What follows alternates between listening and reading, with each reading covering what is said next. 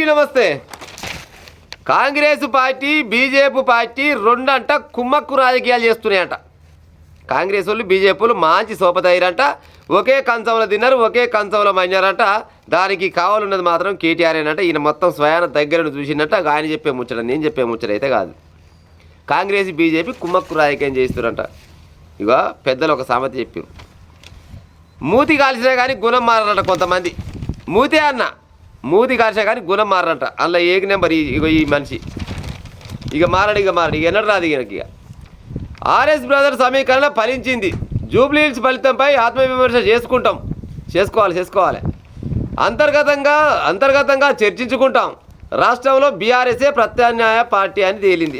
ప్రత్యామ్నాయం అని తేలింది. అసలు సీటే మీది సారు, అసలుకు ఆడ సీటే మీది. మీ దాంట్లో మీకు ఐక్యత లేక ఏం మాట్లాడుతున్నారు అనేది అర్థం కాక ఉత్త పుణ్యానికి సీటు కొనబోయి కాంగ్రెస్ పార్టీ చేతిలో పెట్టారు. అవునా కాదా? ఇంకా చెప్తాడు కాంగ్రెస్ వాళ్ళు బీజేపీ వాళ్ళు రెండు ఒకటి అయ్యారు, అందుకోసమనే వాళ్ళు గెలిచిరు, మేము ఓడిపోయినామని అంటారు. మళ్ళీ బీజేపీ వాళ్ళు ఏమంటారు, బీఆర్ఎస్ వాళ్ళు కాంగ్రెస్ వాళ్ళు వీళ్ళు కూడా ఒకటే అని అంటారు. మళ్ళీ కాంగ్రెస్ వాళ్ళు ఏమంటారు, బీఆర్ఎస్ బీజేపీ రెండు ఒకటే అని వీళ్ళు అంటారు. అంటే ఎవరి పార్టీలు వాళ్ళకి లేకుండా వచ్చినా గట్ట అవుతున్న వచ్చిన అవడానికి దిగసేటోడు ఓన్ పార్టీ అనికేనా. ఇప్పుడు కాంగ్రెస్ గెలిస్తే కాంగ్రెస్కే పేరు వచ్చే, బీజేపీ గెలిస్తే బీజేపీకే పేరు వచ్చే, లేదు మీరు గెలిస్తే మీకే పేరు వచ్చే. ఇద్దరు ఒకటే ఒకళ్ళెట్టు ఒడగొడుతున్నొచ్చు. దిగసేట ముచ్చట కాబట్టి అనుకునే ఉంటుంది, కానీ దాదాపు అట్లా జరగదు. విన్నరా? అప్పుడు ఎట్ట అసోడి ముచ్చట ఎడదంటే అంటే ఊర్లలో ఏదో వార్డు నెంబర్ కాడికి వస్తే ఏమో పలానా మనకు పడదు, మన ఇద్దరం కలిసి పని చేద్దాం అనుకుంటారు. అంతేగాని ఎమ్మెల్యే సీట్ ఇచ్చి పెట్టుకుంటూ అరవడానికి దిగసేటోడు ఈ ఒకసేటోడు ముచ్చట కాబట్టి ఇది. ఫస్ట్ మీరు బూత్ ఇన్ఛార్జ్లని ఓరోలు పెట్టిరు అనేది ఎంక్వైరీ చేసుకొని ఓ పెన్ను తీసుకో, కేటీఆర్ సారు ఓ పెన్ను తీసుకో, ఓ కాపీ తీసుకొని ఎక్కువ దూరం ఏమొద్దుగా బోరబండ ఉంది కదా, బోరబండ కాడ ఎవరిని ఇన్ఛార్జ్ పెట్టిరో ఒకసారి గుర్తు చేసుకో. ఈ ఉమ్మడి నల్గొండ జిల్లాకు సంబంధించిన కొంతమంది బీఆర్ఎస్ నేతలను పెట్టిరని తెలిసింది. అక్కడ వాస్తవం ముచ్చటే. వాళ్ళని పెడితే మరి వాళ్ళు జనాలకి ఏ రకంగా ఎన్ని పైసలు ఇచ్చిరు, మీరు వీళ్ళకైనా ఇచ్చిరు, వీళ్ళు కొనవే జనాలకైనా ఇచ్చిరు, జనాలు ఎంతమంది వచ్చి ఓట్లు వేసిరు అనేది తెలుసుకునే ఉపాయం చెయ్యి. 1000 రూపాయలు ఏమంటే 500 ఇచ్చి 500 ఇచ్చినా కూడా అందరికీ ఇవ్వనే పాయ. 1000 మందికి ఇచ్చిరు అనుకో, 1000 మందికి ఇస్తే 1000 మంది ఓట్లు వేయాలి కదా, 1000 మంది 500 మంది ఓట్లు వేసారు. మరి కది 500 మంది ఓట్లు వేయపోయి మరి 1000 మందికి ఫైల్ ఇవ్వచ్చు వీళ్ళు ఇయ్యలే. బోరబండలు ఉన్న ప్రజలు చెప్పిన ముచ్చటే. ఇక ఎలక్షన్లు అయిపోయినాయి కాబట్టి మళ్ళీ ఆధారాలతో ఏమక్కడ కానీ చూపిస్తలేం. కానీ బోరబండలు మొన్న పోయి నేను అడిగితే బీఆర్ఎస్ పాడైపోను ఆలాలే మింగుతారు అని బోరబండలు అంటారు. మరి బోరబండలు ఉన్న ఇన్ఛార్జ్లను మరి ఎసంటోళ్ళని పెట్టిరు, జనాలను ఇవాళ పిలిపించి ఎవరోళ్ళకి పంచిరో జర లిస్ట్ తీసుకునే ఉపాయం చేయరు. అంత సగం వీళ్ళు మింగిరు, వాళ్ళకి సగం ఇచ్చిరు, వీళ్ళకి సగం మింగిరు. కథం ఇంకేడికెళ్ళేస్తారు ఓట్లు. మరి మీరు ఎవరినోని పెట్టాలి ఏం కథ అనేది తెలవకపాయ. ఎంతసేపటికి ఒక నినాదం. కాంగ్రెస్ వాళ్ళ నినాదం ఏది, మన బీఆర్ఎస్ వాళ్ళ నినాదం ఏంటంటే ఒకటి నవీన్ యాదవ్ రౌడీ, అలాగే పెద్ద రౌడీ, ఈయన చిన్న రౌడీ. ఇంతకు మించి ఇంకేమైనా ఉన్నది మీ దగ్గర? మాగంటి గోపి చచ్చిపోయే, మన కోసం ఎంతో పనులు చేసిండు, ఇంకో ఎంతో చేద్దామనుకుండు. దేవుడు తీసుకుపోయిండు ఆయనని. అలా భార్య నిలబడుతుంది, ఆమెను గెలిపించుకోవాలి మనం అని చెప్పుకుంటే లెక్క లేదు. మా అయ్యే గతంలో కేసీఆర్ బొచ్చడు పని చేసిండు, మళ్ళీ రేపనాడు మేము వస్తే మేము కూడా బొచ్చడు పని చేస్తాం అని చెప్పుకొని ఓట్లు అడగాలి. గదో లెక్క. గది లేదా ఏమైనా రౌడీ అని ఒకటే పందాలితి. మరి రౌడీ ఎట్టనో ఈయన అనుకొని వాళ్ళు కూడా చూసిరు, మరి రౌడీనే గెలిపించారు. మరి గెలిచిన ఆయన మరి మంచోడే ఇప్పుడు. ఇక నువ్వు రౌడీ అంటే మరి రౌడీని గెలిపించిరు వాళ్ళు అంటే బోరబాడు అయ్యేది. అప్పుడు జూబ్లీహిల్స్ ప్రజలకంటే తెలివికల్లో నువ్వు కావచ్చురా నువ్వు. మీ ముచ్చట గట్టబాయ. ఇక బీజేపీలో ముచ్చట అంటే ఇక అది ఇంకా ఒక చెడ ముచ్చట. వాళ్ళకి గెలవాలని ఆలోచన లేనేలేదు. ఏదో సోపిటప్ కోసం ఒక 5-6 లీడర్లు, పెద్ద లీడర్లు ఉన్నారు కదా, ఆ కిషన్ రెడ్డి అయితేంది, బండి సంజయ్ అయితేంది, ఇంకా కొంతమంది ఉన్నారు కదా, వాళ్ళు చాలా హైలైట్ కావడం కోసం మైకుల ముందర ఏడికి దొరికితే ఆడికి పచ్చివే నరికించి పెట్టారు. వాళ్ళు హైలైట్ కావడం కోసం, అంతేగాని వాళ్ళ క్యాండిడేట్ గెలవాలన్న ఆలోచన లేనే లేదు వాళ్ళకు.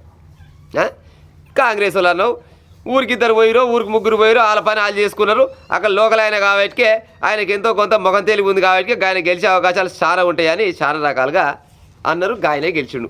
కానీ ఇక అదేదో ముందుగానే చెప్తారు కదా ఫలితాలు, కొన్ని సర్వేలు.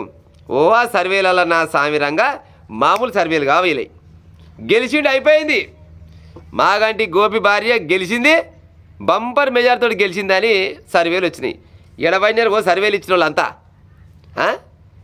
ఎక్కడ పోయిరు సర్వేలు ఇచ్చిన వాళ్ళు మరి గెలవలేదు మరి మాగంటి గోపి గారి భార్య ఇవన్నీ ఉద్దరే ముచ్చట్లు తప్పితే ఒక్కట రాయమని ముచ్చటుంటుందా చెప్పు. ఓట్లు వేసేటోళ్ళు జనాలు అక్కడ ఉన్న క్యాండిడేట్లను చూస్తారు. గతంలో ఏం చేసారు, ఇప్పుడు ఏం చేస్తారు, రేపనాడు ఏం చేస్తారు, ఇలా పార్టీ వెనకంగా ఉన్న పార్టీ ఏంది అన్నీ క్యాల్కులేషన్ చేసుకొని మళ్ళీ అన్నీ అయిపోయినాక మళ్ళీ ఎవరెంత మండ కొట్టేసిరు ఇవన్నీ చూసుకున్నాక ఓటు వేయాలన్నా లేదా అని ఆలోచించుకొని పోయి ఓటేసి వస్తారు. వీళ్ళు ఇళ్ళల్లో వండుకొని సర్వేలు చేసి నిన్నమన్నా గెలిచింది బీజేపీ, గెలిచింది కాంగ్రెస్, గెలిచింది బీఆర్ఎస్ గెలిచింది. ఏది మరి ఒక కాంగ్రెస్ ఒకటే గెలిచింది ఆడ. అవి అన్నీ ఒక షేడ దిగషేడ అయ్యి సర్వేలు చేస్తుంటారు.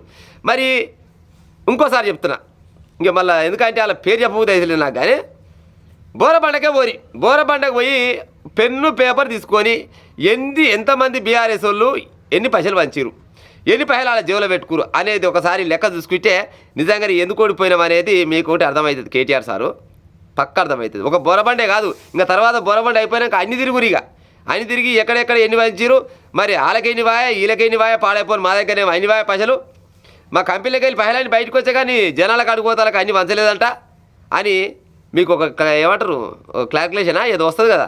అది వచ్చినాక నెక్స్ట్ సారి ఎవరు పెట్టాలి ఏం కాదు ఇన్ఛార్జ్లు అనేది జర ఆలోచించుకొని పెట్టి ఉపాయం చేస్తే ఇంకా 10 ఓట్లు పడే ఎక్కువ పడే ఆలోచన అయితే ఉంటుండొచ్చు. పెద్ద మనిషి అని పేరంటానికి పిలిస్తే అతసేరు పసుపు ఆలముటికే రాసుకున్నట్టు నువ్వు కొనబోయి ఇన్ఛార్జ్లను పెట్టుకొని ఆడ కూర్చోబెడితే వీళ్ళే సగం పైసలు మింగిరి ఇక జనాలకు ఏడికెళ్ళి పోయినాయి పాడైపోను. అంత ఆకలి మీద ఉన్నోళ్ళని కొనబోయి ఆడ పెట్టిరు బెకబెక అని చూసుకుంటా వీళ్ళంతా ఆడ ఉండి ఓట్ల పైసలు మొత్తం వీళ్ళే కాల్ చేసిరంట. వీళ్ళు కాల్ చేసినాక ఓట్లు ఏమైతే ఎందుకు వేస్తారు వాళ్ళు ఓట్లు? అవతల పార్టీ వాళ్ళు అయితే పావులో పరకో ఇచ్చారు, మరి మీరు కూడా పావులో పరకో ఇవ్వాలి కదా. వాళ్ళ పైసలేమంది మీ పైసలేమంది పాడైపోయారు, అందుకోసం వాళ్ళు గెలిచారు మీరు ఓడిపోయారు. అంతేగాని బీజేపీ వాళ్ళు కాంగ్రెస్ వాళ్ళు కుమ్మకు రాజకీయం ఏం చేస్తారు ఇవన్నీ ఒక చెడ ముచ్చట తప్పితే ఏమని ఉంటాయి ఇప్పుడు పేపర్లో మాత్రం అనుకుంటే ఎట్ట పాడవుతుంది. కానీ ఎవరి పార్టీ అలాగే ఉంటుంది. కేటీఆర్ ఎవరి పార్టీ అలాగే ఉంటుంది. ఎవరికి అలాగే గెలుదామనే ఆలోచన ఉంటుంది. కానీ వీళ్ళు ఒకటి కావాలి అనే ఆలోచన మాత్రం ఏడ ఉండదు. అయినా పాడైపోను. ఈ బై ఎలక్షన్ల గురించి కేటీఆర్ మర్చిపోయినట్టుండు. గతంలో ఇంకా దుబ్బాక అయితేంది, లేకపోతే ఇక హుజురాబాద్ అయితేంది, మునుగోడు అయితేంది, గిడ ఎంత తెలివిగా చేసిన వాయల్లా మరి గంత తెలియజేయాలి అంటే ఆయన అధికారం ఉంది కాబట్టి తెలివి చేసినావు గెలిచినావు. ఇలా అధికారం మీద లేదు కాబట్టి వీళ్ళు తెలియజేసి వీళ్ళు గెలిచారు. గంతే, అంతకు మించింది ఏమి లేదు ఆడ. విన్నరా? ఆయన నువ్వు ఎంత తెలియజేసావు ఇవాళ కూడా వీళ్ళు కూడా గంతే తెలియజేసిరు అనుకోవాలి. విన్నరా? అంతేగాని ఆ పార్టీ వాళ్ళు ఈ పార్టీ వాళ్ళు ఒకటి అయ్యారు ఈ వచ్చిరాని ముచ్చట చెప్తే జనాలు ఎవరు నమ్మకాలం లేదు. ఇక ముందు ఎట్ట బయట పడాలనేది చూసుకుని ఆలోచన చేసుకో.